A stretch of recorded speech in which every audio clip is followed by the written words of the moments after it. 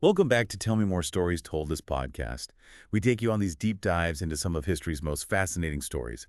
And today, we're going on a journey that's both brilliant and chilling. Yeah, it's a story of wilderness and technology and Now, terror. it really makes you think about the complexities of the human mind. It does, the paths our lives can take, and how even the most exceptional intellect can be twisted towards darkness. Exactly. We're going to explore the life of Theodore John Kaczynski, but we're not going to reveal his infamous nickname just yet. Let's just say his story takes a turn that few could have predicted.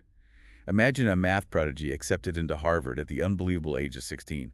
What happened next is where things get really complicated. Yeah, Kaczynski's early life is fascinating. It wasn't marked by the typical signs of a troubled childhood. He came from what seemed like a normal, civic-minded family in Chicago. So what sparked this transformation from a gifted young man into someone capable of such darkness? Well, even as a child, Kaczynski stood out.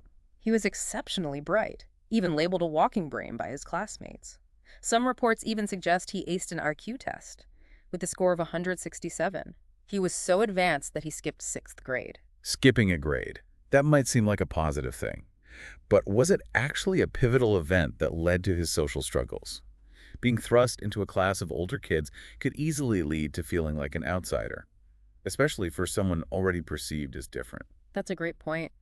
It's possible that this seemingly positive event actually contributed to the isolation he might have felt later on. There's a lot of research out there suggesting a connection between giftedness and social isolation.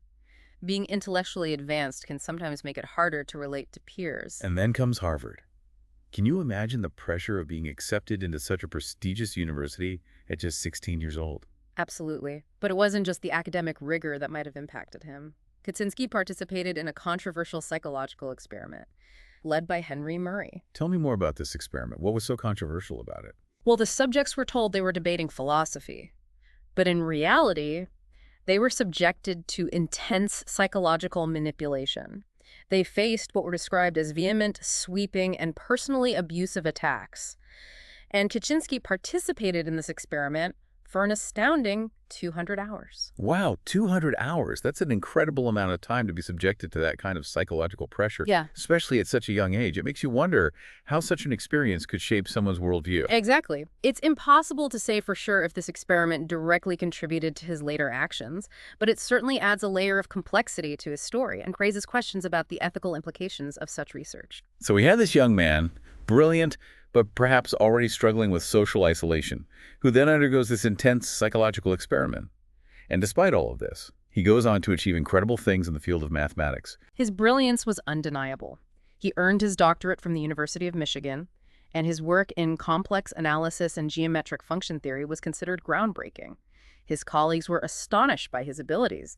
He even won a prestigious award for his dissertation. And then he landed a position at Berkeley, becoming their youngest ever assistant professor. What made his work in complex analysis and geometric function theory so significant? To put it simply, he was dealing with incredibly intricate mathematical concepts. Imagine trying to understand the behavior of functions in multiple dimensions, dealing with imaginary numbers and complex planes. His work involved pushing the boundaries of mathematical understanding in these areas. It sounds incredibly complex. It definitely is. But what's important for our listener to understand is that Kaczynski was operating at the highest levels of mathematical thought, and his work was recognized as truly innovative. But then something truly unexpected happened. He resigned from Berkeley without any explanation. This abrupt departure left his colleagues bewildered. Why would someone at the pinnacle of their career just walk away? It's a pivotal moment in his story, and it marks a shift towards a completely different path. He retreated to a primitive cabin in the Montana wilderness, choosing a life of solitude and self-sufficiency. It was a complete rejection of the academic world he had excelled in. What drove this radical change? Was he disillusioned with academia? Was he searching for something more? It's as if he was trying to escape the very society that had nurtured his intellectual growth. Those are questions we'll continue to explore as we delve deeper into his story. But one thing's for sure, this move to Montana wasn't just a change of scenery. It was a transformation. Before we get to that transformation, if you're enjoying this deep dive into Kaczynski's story, make sure you hit that subscribe button so you don't miss any other episodes of Tell Me More. We've got a lot more to uncover, and it's only going to get more fascinating and disturbing from here. Now, you might be wondering why someone who sought refuge in nature would become known for acts of terror.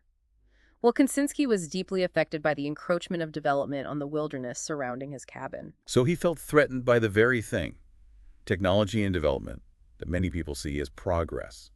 Did this lead to his first acts of sabotage? Exactly. He started small. Arson. Booby traps aimed at the development near his cabin. It was a way of lashing out against what he saw as the destruction of the natural world. But as we'll see, this was just the beginning. And this is where Theodore Kaczynski begins his transformation into the infamous... The Unabomber.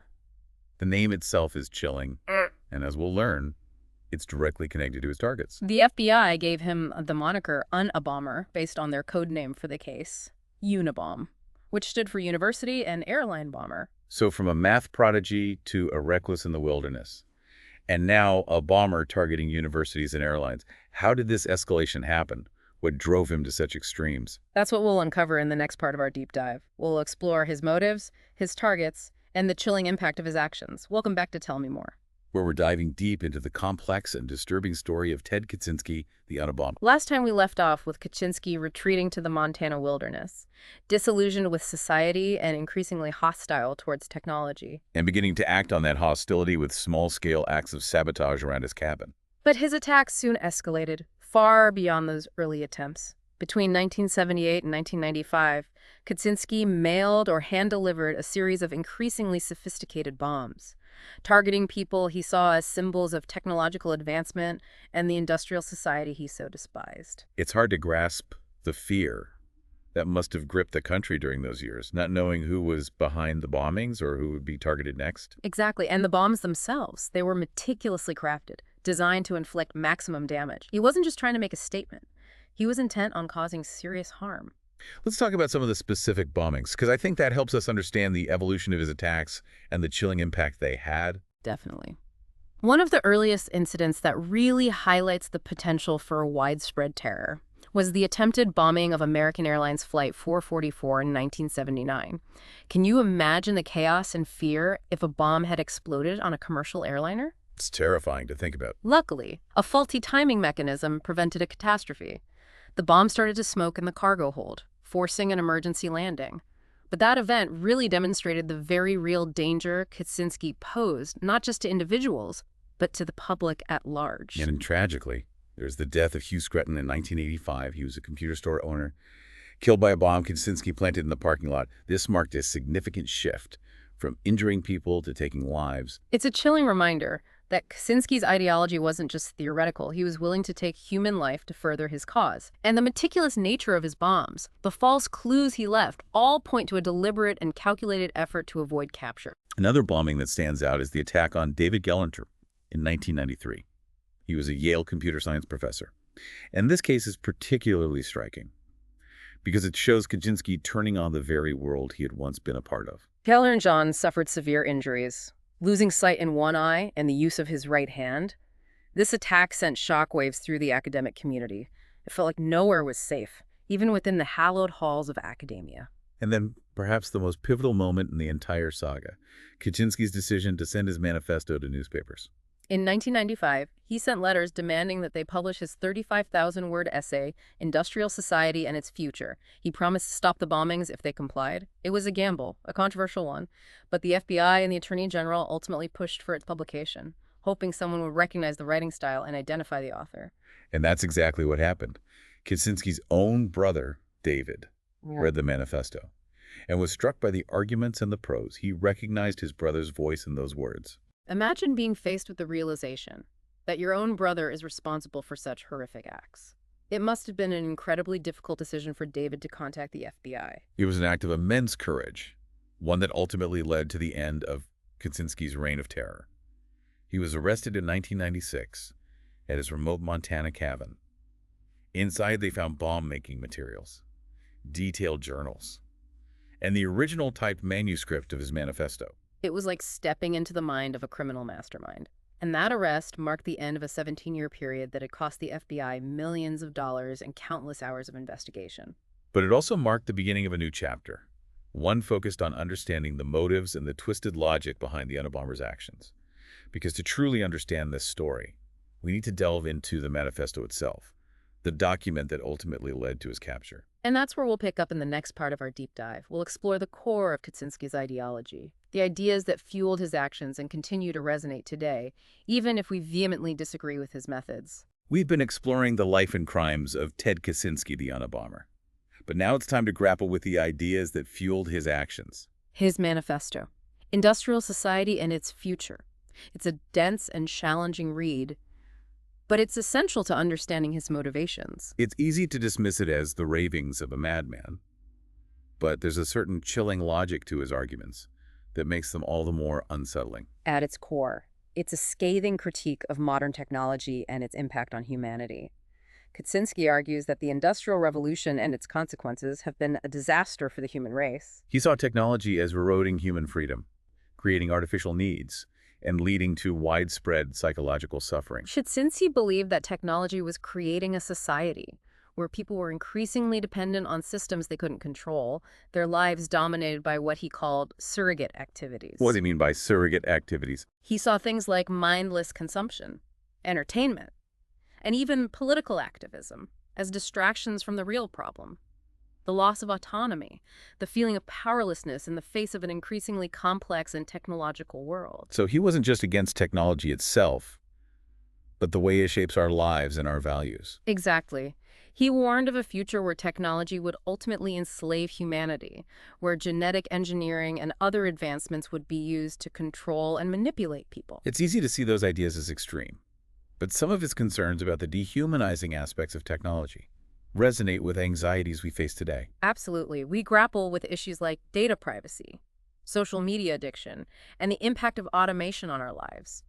Kaczynski's manifesto, while flawed and dangerous, forces us to confront uncomfortable truths about the potential downsides of technological progress. And it's important to remember that Kaczynski saw his actions as a form of revolution, a desperate attempt to dismantle the system he believed was destroying us. He called for a complete collapse of the technological system, a return to a more primitive way of life.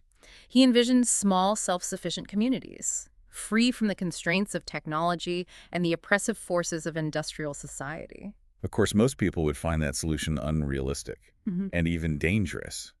But it's crucial to understand that Kaczynski was writing from a place of deep disillusionment and despair. He saw firsthand the destruction of the natural world, the alienation of individuals in modern society. His manifesto, however flawed, was a desperate plea for a different way of life, a way he believed would lead to true human freedom. Kaczynski's capture marked the end of his bombings, but it didn't silence the debate he ignited. His story continues to fascinate and disturb us. It's a reminder of the complexities of human nature, the dark paths that even brilliant minds can take, and the urgent need to critically examine the role of technology in our lives. It's a story that challenges us to think deeply about the relationship between technology and freedom, the values we prioritize as a society, and the choices we make as individuals. And while we may never fully understand what drove Kaczynski to such extremes, his story serves as a stark warning about the potential consequences of unchecked technological advancement and the importance of finding a balance between progress and human well-being. Thanks for joining us for this deep dive into the life and legacy of Ted Kaczynski. It's a story that continues to raise difficult questions and spark debate. We hope this episode has encouraged you to think critically about the role of technology in your own life and the kind of future we're building together. If you'd like to learn more about Ted Kaczynski and the Unabomber case, be sure to check out the show notes for links to additional resources. And if you enjoyed this deep dive, don't forget to subscribe to Tell Me More Stories Told Us podcast so you don't miss any of our future episodes. We'll be back soon with another fascinating story from history, exploring the lives and events that have shaped our world. Until then, thanks for listening.